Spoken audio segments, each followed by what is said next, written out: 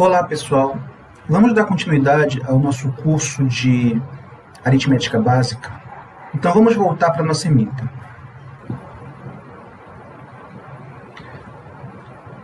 Na primeira aula, nós trabalhamos com o conceito de tempo.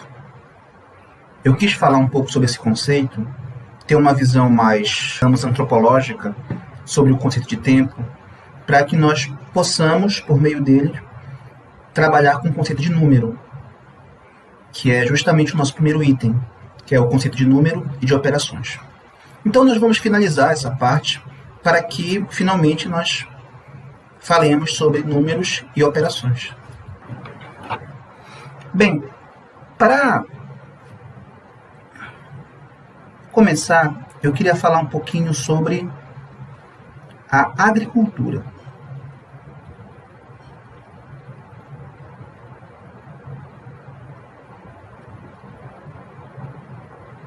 E pecuária.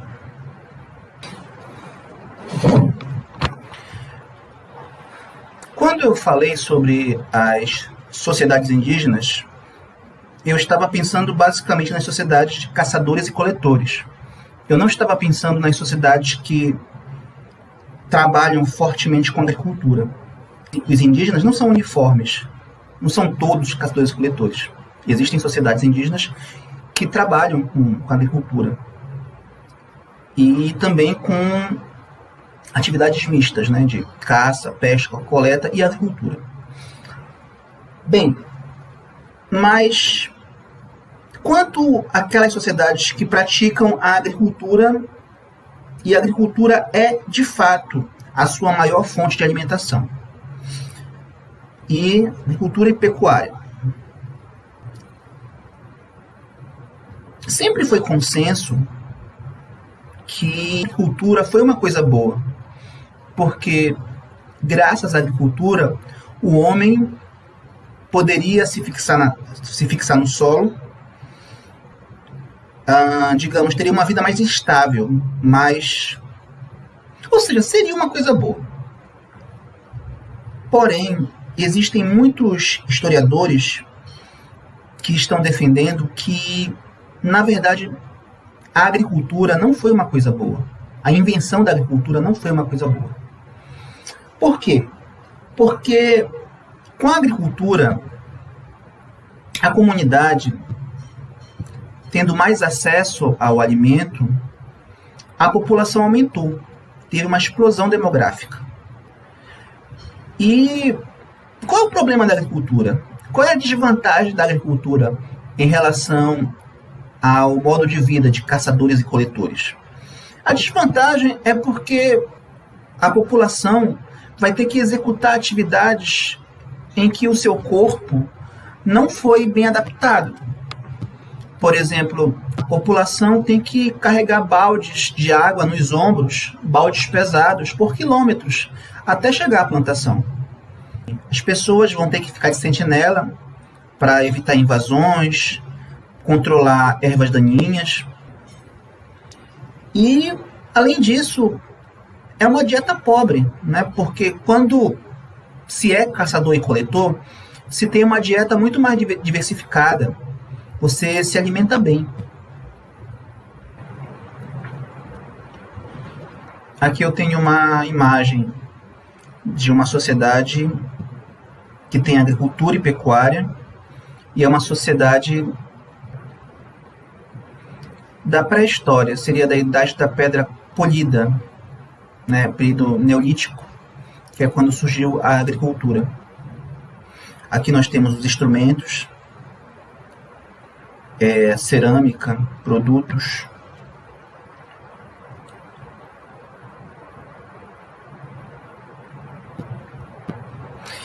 E só uma curiosidade, segundo Harari, no livro Homo Deus, ele é um historiador, ele sugere que no período anterior à invenção da agricultura e da pecuária, né, seria na pré-história, o ser humano ele não se via como diferente dos outros animais. Ele poderia, por exemplo, ao ver uma cobra no caminho, e ele ficasse com medo, ele falasse com a cobra: olha, cobra, não mexe comigo, que eu não vou mexer contigo. Aí ele passa pela cobra. Ou seja, a ideia é que o homem conversaria com os animais. Ele não se sentiria diferente deles. Porém, com a agricultura e com a pecuária, o homem passou a ter a ideia de que ele é superior à natureza.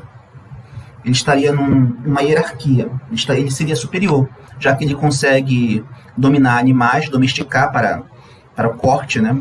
Gado de corte, e consegue controlar a plantação. Né? Então, se o ser humano consegue controlar a natureza, então, por uma questão de lógica, o ser humano deve ser superior à natureza. Porém, a domesticação do cachorro foi anterior a esse período.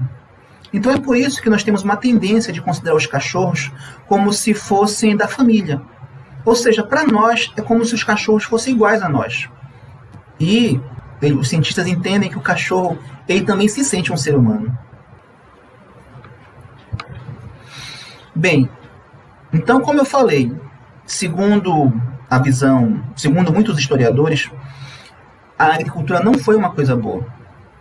A vida piorou. Porém, não dá para voltar atrás, porque a agricultura gerou uma explosão demográfica. Muita gente, a população aumentou. E com uma população tão grande, não dá para voltar a ser caçador e coletor, porque senão vai todo mundo morrer de fome. Então o jeito seria realmente continuar com esse modo de vida, o modo sedentário, o modo com a agricultura e com a pecuária.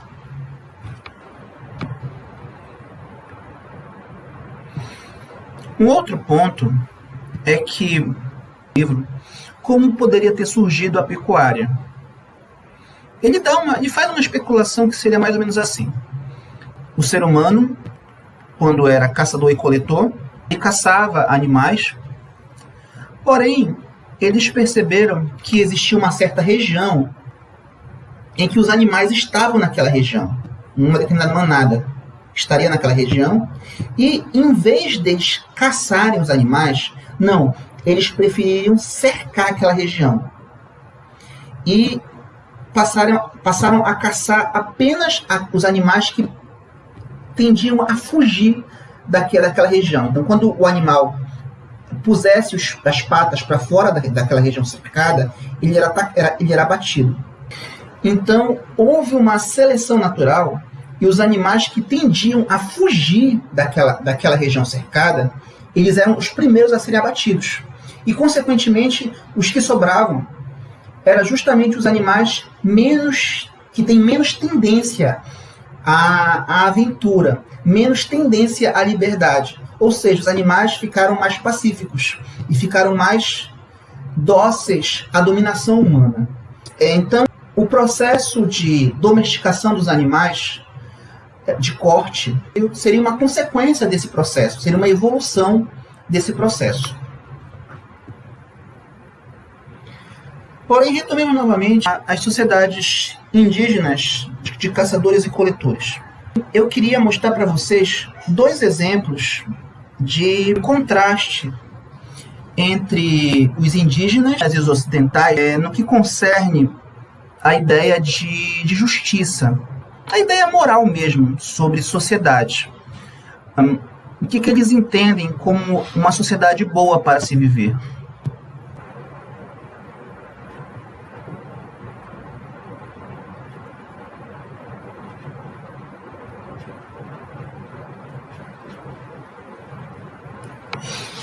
E os dois exemplos que eu vou pegar aqui serão relativos a dois encontros entre os indígenas com o homem branco. São dois encontros que eu achei interessantes. Um deles estava numa palestra do filósofo Mário Sérgio Cortella, e o exemplo 2 que estava num livro de sociologia. Não lembro exatamente o nome do livro, mas deixa eu contar aqui. No primeiro caso, que é de uma palestra do professor Mário Sérgio Cortella, ele citou o caso de uma comunidade indígena, de alguns indígenas, que foram visitar um supermercado. Aí eles foram, junto com o prefeito, ou alguma autoridade, para mostrar para os indígenas como é que é o modo de vida do ocidental, como é que é o modo de vida da cidade.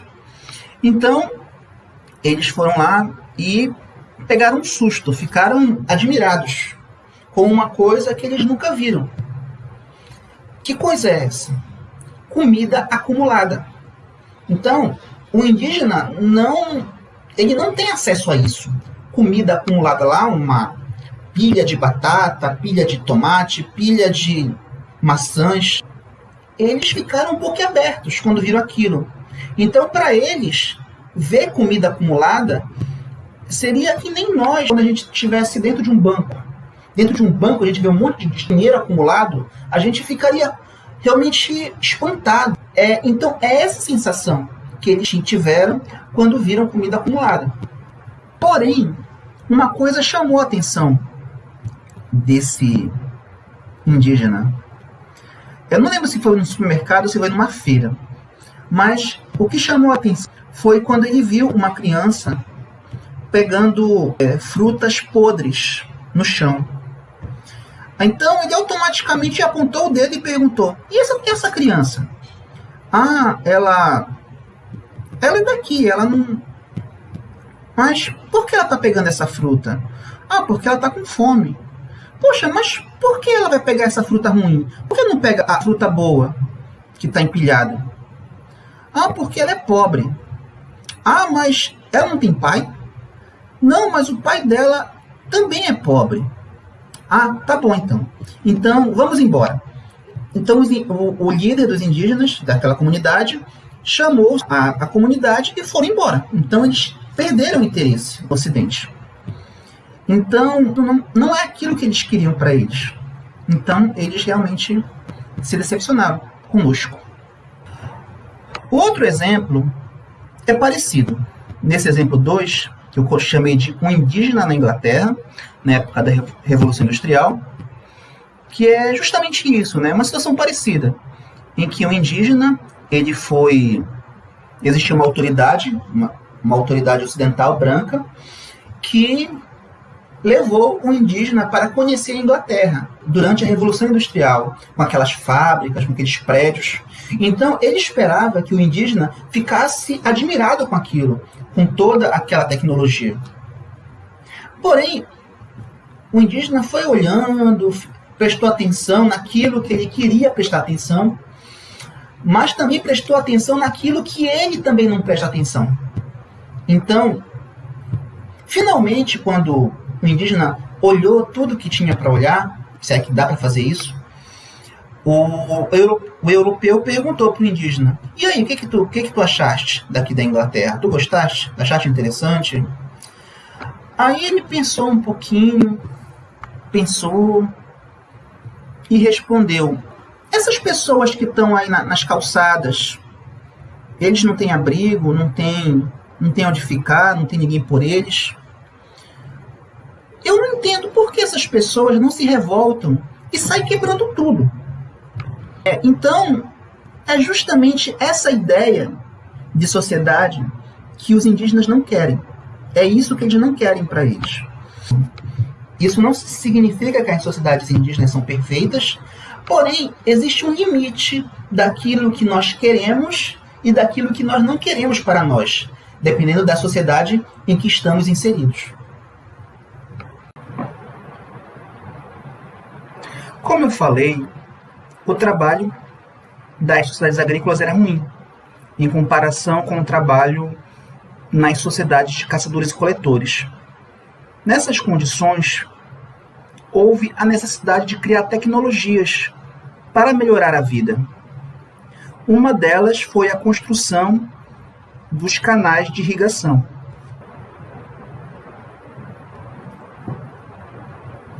É evidente que, para que uma tarefa dessa aconteça, exigia-se o trabalho de centenas ou até milhares de pessoas.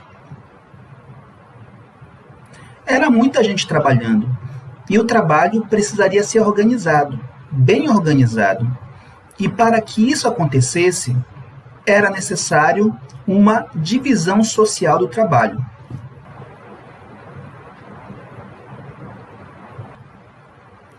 Havendo uma divisão social do trabalho, a tecnologia aumentou, porque antes, nas sociedades de caçadores e coletores, todos faziam tudo. Agora não. cada pessoa se concentrava em uma única tarefa. E isso fez com que a tecnologia aumentasse, porque cada pessoa se tornou especialista em uma coisa. O problema é que também passaram a existir os especialistas em dar ordem, os especialistas em trabalho intelectual. Cabia a esses especialistas em trabalho intelectual a tarefa de organizar o trabalho dessas centenas ou milhares de tarefas. O que era muito bom, porém, isso lhe dava um poder que os outros não tinham, que é o poder de mandar nas pessoas, o poder de dar ordens.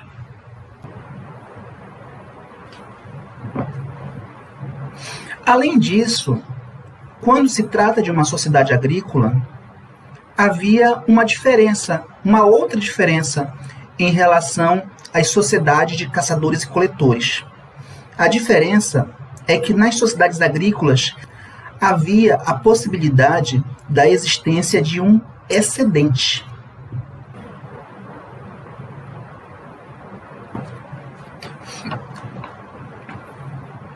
E isso é uma coisa que não existia nas sociedades de caçadores e coletores. Por quê? Porque as pessoas caçavam, pescavam e coletavam conforme as suas necessidades. Não havia o excedente. Porém, nas sociedades agrícolas, a colheita deve ser feita, então existia a possibilidade do excedente. Então, a quem caberia a tarefa de guardar o excedente? Caberia justamente ao especialista em trabalho intelectual. Então, esse especialista em trabalho intelectual passou a acumular muito poder. Por quê? Porque se houvesse uma enchente, se houvesse uma praga de gafanhotos, o especialista em trabalho intelectual não passaria fome. Por quê? Porque ficou com ele o excedente.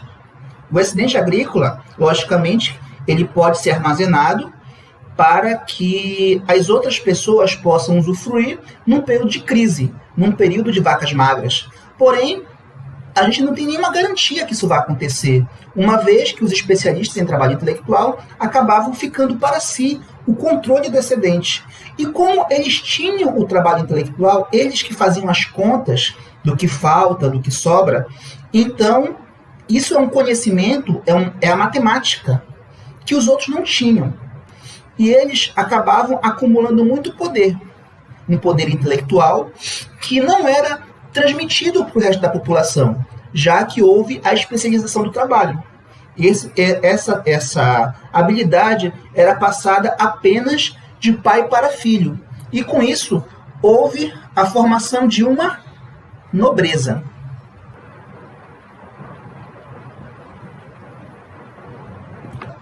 E com isso, ocorreu o fim da igualdade social.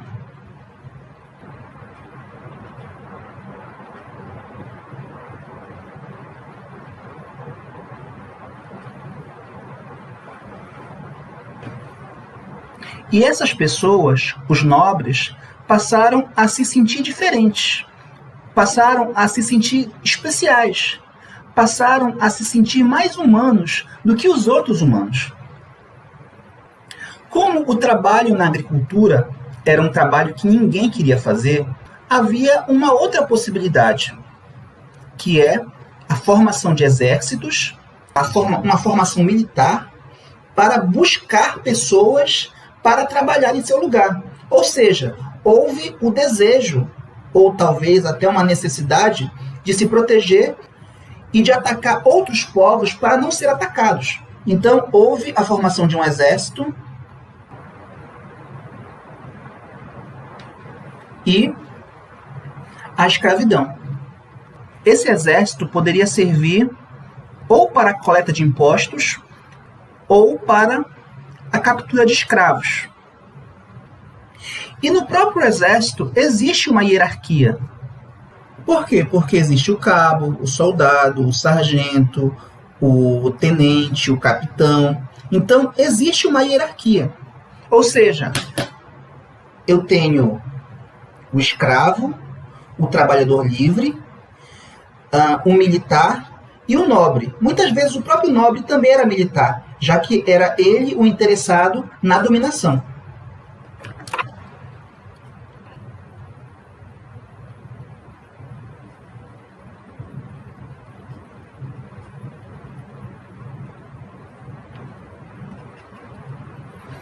Ou nas minas, já que o trabalho militar exige algum tipo de habilidade em metalurgia. E o trabalho nas minas era um trabalho degradante.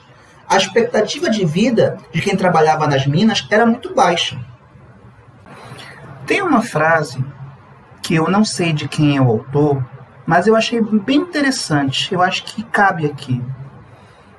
A frase é preciso ser demasiadamente pobre para conseguir contar as suas riquezas. Então, esse é o ponto que eu acho interessante. Conseguir contar as suas riquezas. Então, se eu for pegar a ideia lá das sociedades de caçadores e coletores, ou seja, as sociedades não agrícolas, eles, de certo modo, não contam as suas riquezas. Eles deixam que a própria natureza se encarregue de produzir as riquezas. Tanto é que, além do indígena, né, quando eu falo indígena, estou pensando no indígena caçador e coletor, ter uma interpretação diferente acerca do conceito de tempo, ele também tem acerca do conceito de espaço. Por que eu estou falando isso? Porque, ao contrário dos europeus, ao contrário dos ocidentais, a ideia de vender a terra é uma coisa que não faz o menor sentido para o indígena.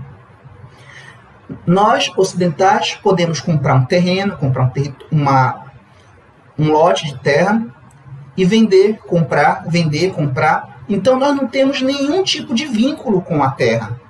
Já os indígenas não. Os indígenas jamais venderiam a sua terra para o ocidental.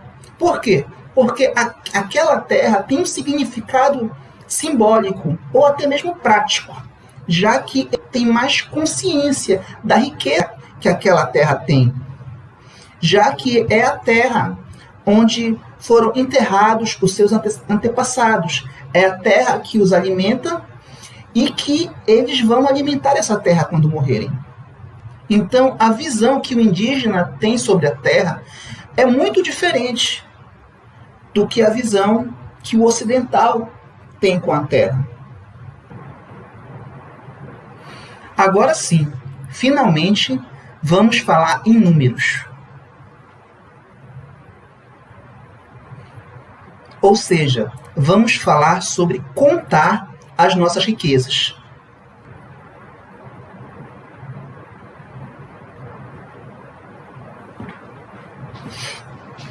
Pode-se imaginar, então, a ideia da pobreza como um fator relevante para a construção da ideia de número, porque tornou-se uma necessidade. Vou pegar um exemplo mais cotidiano. Então, imagina que tu tens um bom salário e por tu receberes bem, por tu ganhares bem, tu não te preocupas muito com dinheiro. Tu pegas o teu dinheiro, paga as tuas contas, faz supermercado, vai ao shopping, vai ao cinema e sobra dinheiro. Então tu não fazes conta, tu não tens essa preocupação, porque sempre sobra.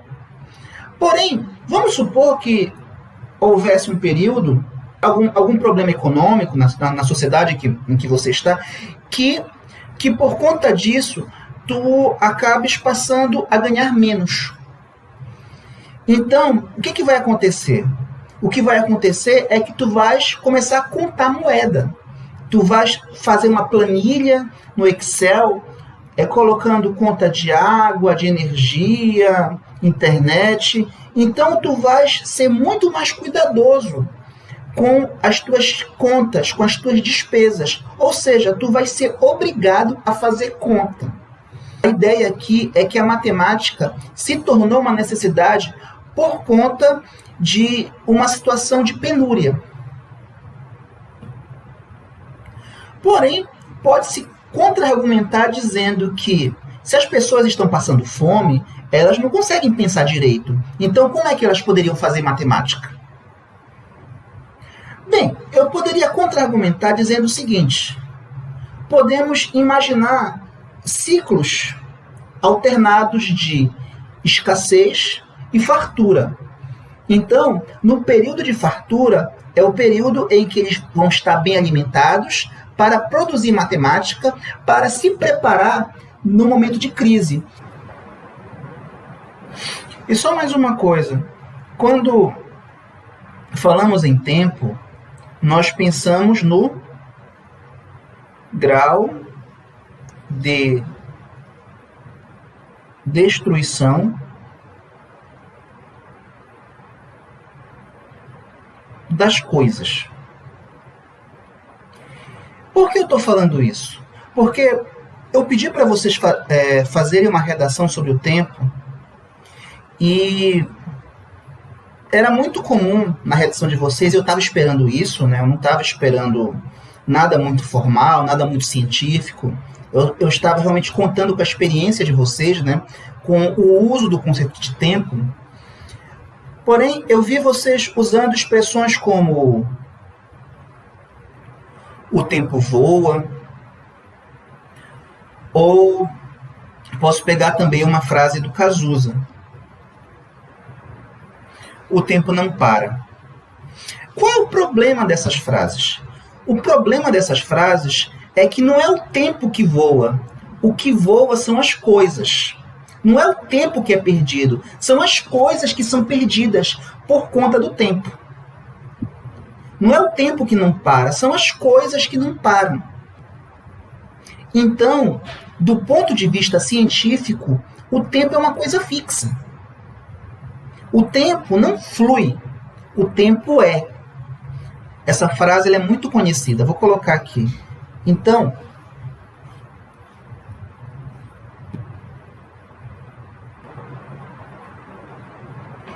o tempo não flui, o tempo é.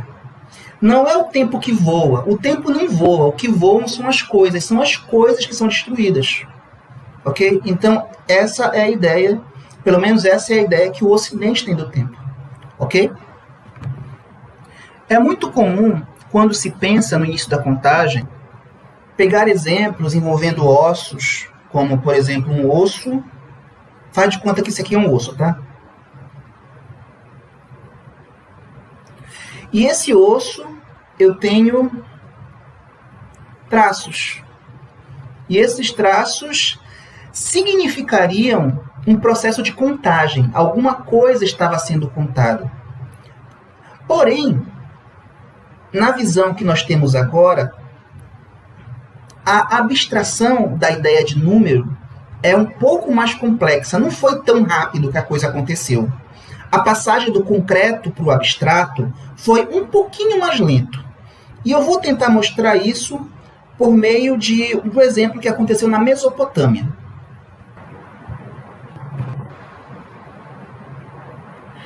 O que são essas pedrinhas? Essas pedrinhas são chamadas de tokens. São usadas, ou melhor, foram usadas para contagem. Contagem de rebanho, contagem de grãos, contagem de coisas que são feitas de grãos, como pão, por exemplo. Para cada pedra, um tipo de coisa era contada, numa correspondência 1 a 1.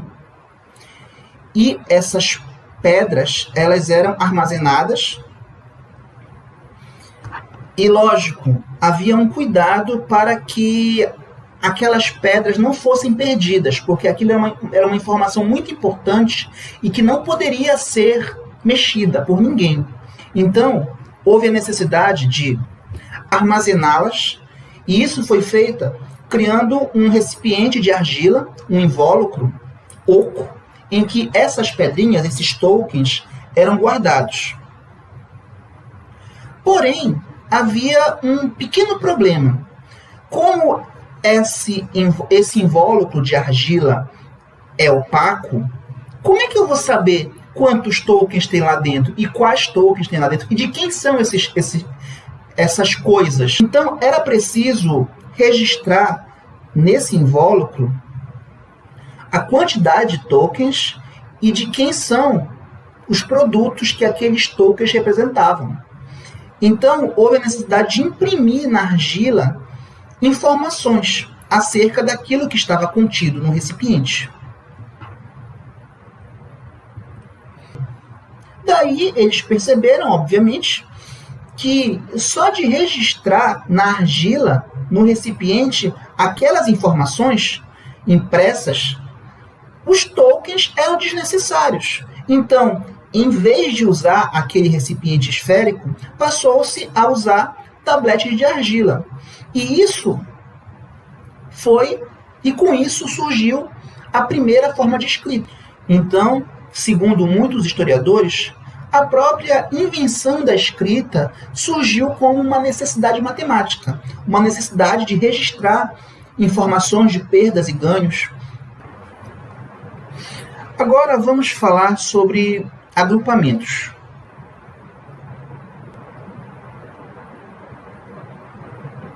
Se eu quero representar a quantidade de alguma coisa, eu posso colocar um traço para representar o número 1. 2 traços para representar o número 2. 3 traços para representar o número 3. Porém, se eu tivesse uma quantidade assim, olha.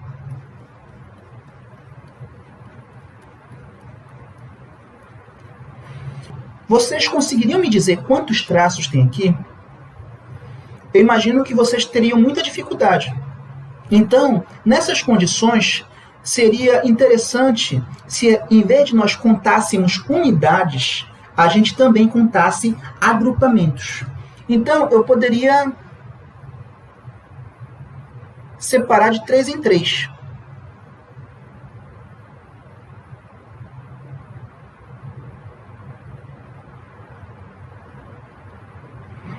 Então, eu teria aqui 6 ferraduras e uma unidade. Eu teria algo assim, ó.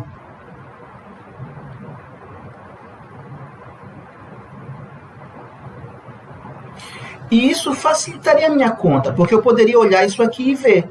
Olha, tem aqui 3, 6, 9, 12, 15, 18, 19. Eu consigo contar com mais agilidade. Então, eu posso... Então, lógico que isso aqui é a minha anotação. Essa é a minha anotação. Eu não quero trabalhar com a anotação moderna. Porém, escribas diferentes podem usar como unidades símbolos diferentes. Por exemplo, um determinado escriba poderia representar as unidades por barrinhas. Já um outro escriba poderia representar as unidades com pontinhos. Daí, o primeiro escriba pode agrupar essas barrinhas, né, esses tracinhos, em agrupamentos de 4 em 4.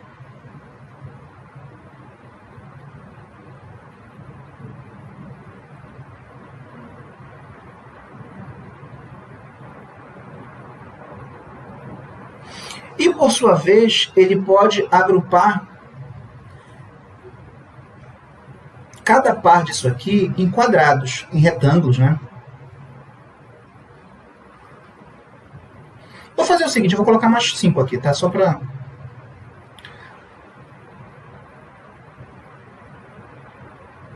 E aqui eu teria uma bolinha, né? Ou seja, essa seria a forma de contar do primeiro escriba. Então, quando ele fosse representar o número, ele representaria dessa forma. Ele teria aqui 3 quadrados, ou 3 retângulos, uma bola e 2 tracinhos. Então, esse aqui seria o número, a representação do número para esse primeiro escriba. Ele saberia que cada quadrado teria 2 bolas. E uma bola tem 4 unidades, 4 tracinhos, e eu tenho um tracinho para cada unidade. Essa seria a anotação do escriba, e só esse escriba saberia. Aí já esse outro escriba aqui, a unidade já não é um tracinho, a unidade já é um pontinho. Agora, esse outro escriba vai fazer o seguinte, ele vai usar como eu já falei, a unidade vai ser a bolinha, ou melhor, a unidade vai ser o pontinho, só que ele vai fazer agrupamentos aqui, digamos, em vez de usar agrupamento de 4 em 4, ele vai fazer agrupamentos de 5 em 5. Só que em vez de usar bolinhas, ele pode usar uma cunha. Algo assim. 1, 2, 5. E em cada terna de cunhas, ele poderia fazer um quadradinho.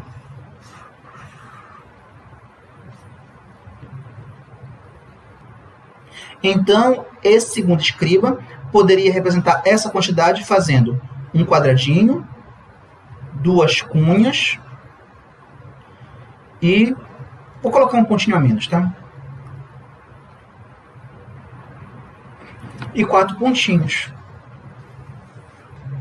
Então, qual é o problema de cada escriba representar as unidades, representar os números, usando a sua própria notação? O problema é que símbolos iguais podem representar quantidades completamente diferentes. Por exemplo, esse quadrado aqui representa uma quantidade, que no caso é 8.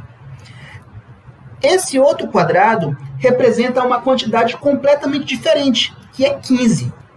Então, quando esses tabletes chegavam para o rei, para o faraó e para os intelectuais que trabalhavam nessas contas, eles precisavam uniformizar tudo. Ou seja, surgiu a necessidade de criar o mesmo símbolo para cada agrupamento. Para ficar num exemplo, eu peguei aqui o sistema de numeração do Antigo Egito, em que eu tenho aqui a unidade como um bastão, a dezena como sendo um calcanhar, a centena como sendo o rolo de corda, o milhar como sendo 1000, né? Como sendo a flor de lótus, 10.000 como sendo um dedo apontado, 100.000 um peixe e 1.000.000 como sendo um homem. É óbvio que não existem apenas agrupamentos de 10 em 10. Ok? Isso aqui é só um exemplo de um sistema de numeração. Agora, para concluir o nosso primeiro capítulo, vamos falar sobre o conceito de operação.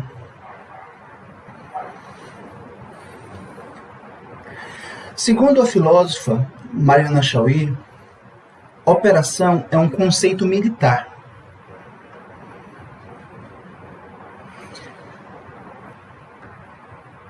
Temos, por exemplo, a expressão executar uma operação.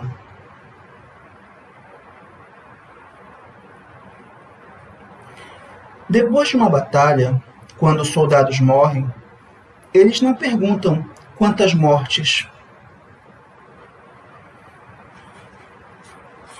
Eles perguntam quantas baixas.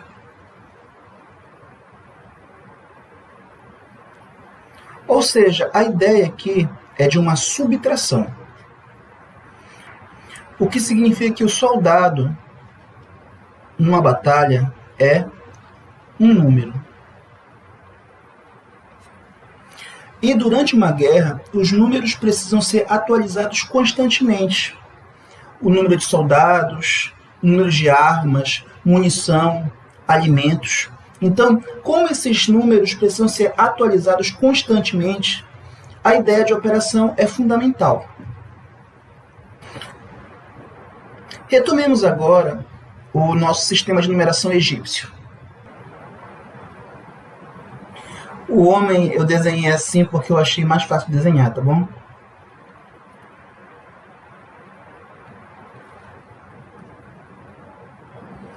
Operações. A primeira delas vai ser a adição.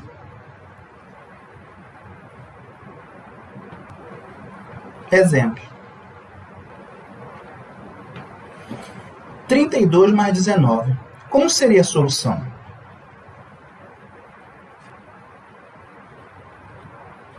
Trinta e dois mais 19.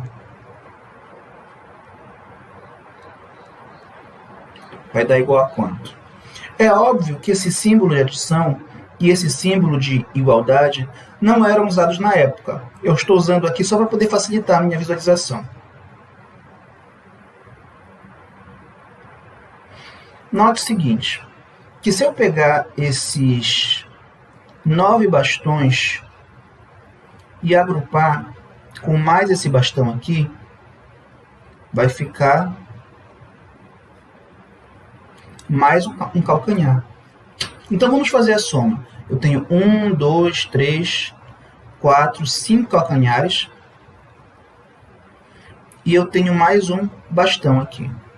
Então, 5, né? 1, 2, 3, 4, 5. Tenho 5 calcanhares e um bastão. Então a resposta aqui é 51. Ok? Agora nós vamos fazer a subtração. Tá? Então vamos fazer uma subtração. Agora vai ser 32, em vez de mais, vai ser menos 19. Então vamos lá. 1, 2, 3, 32 menos 19. Vai dar igual a quanto? Como é que a gente pode fazer essa diferença? A gente pode fazer assim. Olha, eu tenho 2 aqui e aqui eu tenho 9, né? Então eu tenho 2 menos 9. Como é que eu poderia tirar 9 de 2? Eu não posso, né? Então eu posso fazer o seguinte. Eu posso pegar esse calcanhar aqui e escrever ele assim. 1, 2, 3, 4, 5, 6, 7, 8, 9, 10. Ok? Então, eu posso pegar 9 desses 10 aqui. Aí eu tiro daqui. Ok? E eu posso pegar um calcanhar aqui e subtrair daqui. Aí o que vai sobrar? Vai sobrar um calcanhar mais 3 bastões. Ok? Então a resposta vai ser igual a 13. Agora vamos para a multiplicação. Vou pegar logo um exemplo aqui e vou explicar. Eu quero fazer, digamos, 20 vezes 72.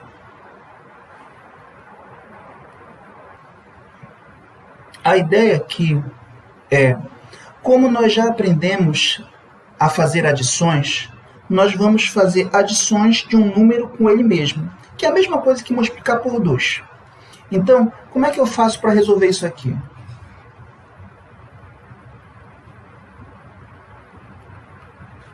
Então, eu quero multiplicar 20 com 72. Como é que a gente vai fazer isso? A gente vai fazer assim. A gente pega o número 1. E aqui eu vou colocar o 72. Agora, o que eu vou fazer? Eu vou somar com ele mesmo. Vou pegar o 72, vou somar com ele mesmo, até que na primeira coluna apareça o número 20.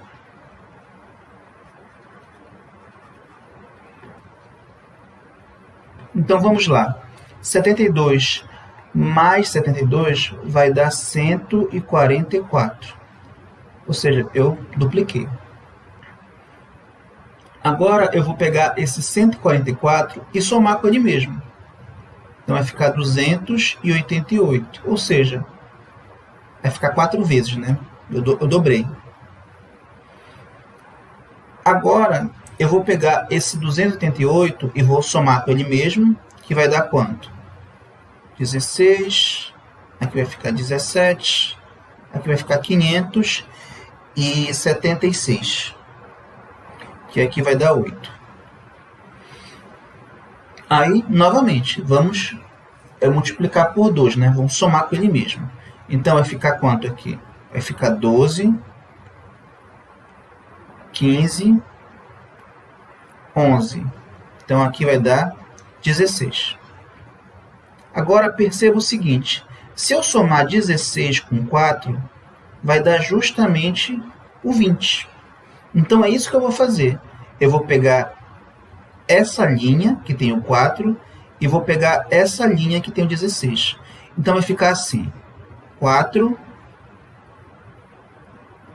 288, e aqui vai ficar 16, 1.152. Então, quando eu fizer a soma, o que vai acontecer? Quando eu somar 16 com 4, vai dar o 20, que é justamente o 20 que está aqui.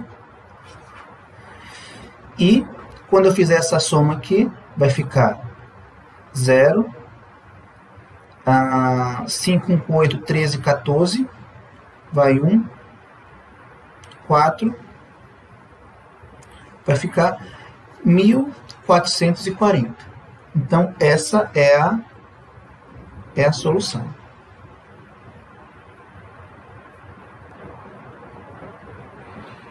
Agora, vamos para a divisão.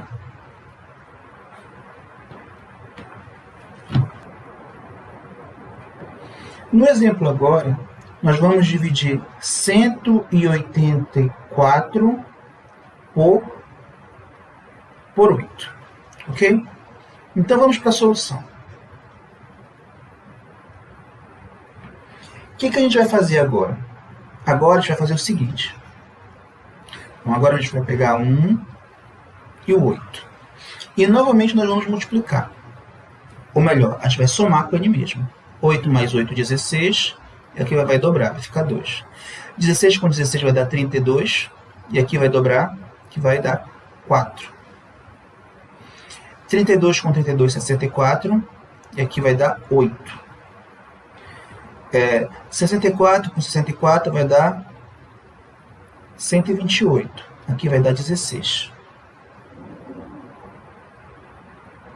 128 com 128, 8, 16, vai 1. Aqui vai ficar 5. E aqui vai ficar 2. Vai dar aqui 32. Ok? Agora perceba que o 256 ultrapassou o 184. Então não me interessa. O que interessa é o valor anterior.